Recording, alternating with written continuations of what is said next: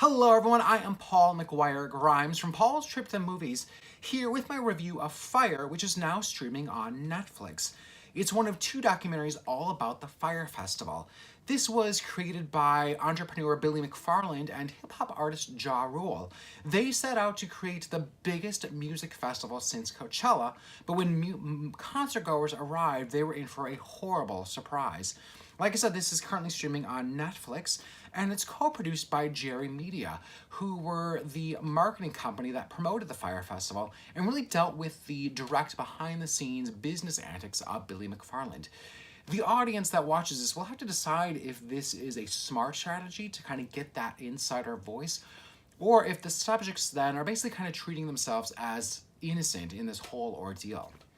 It contains really great interviews with McFarland's staff at Fyre who worked on his app, as well as various festival producers and promoters, investors, local Bahamians, as well as the marketing team behind it all. It really works in tandem with the Hulu documentary Fyre Fraud. Both deal with the festival but approach it in really two different ways. I don't think it matters which one you watch first, but whichever one you watch second, the story may not seem as jaw-dropping now that you already know what happened.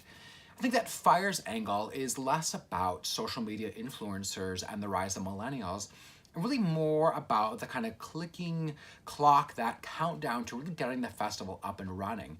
You learn more about how the writing was always on the wall and how McFarland and Ja Rule ignored the warning signs. I think that Fyre works better in its second half, as it really deals with the aftermath of the festival and how McFarland fraud and scammed his business team, his investors, the Bahamians, and so forth. It lets you into what it might have been like working for McFarland. I think you do feel sorry for some of his employees who felt left in the dark with what McFarland was trying to get away with. It's a reminder that a con artist is always a con artist, even after they are caught.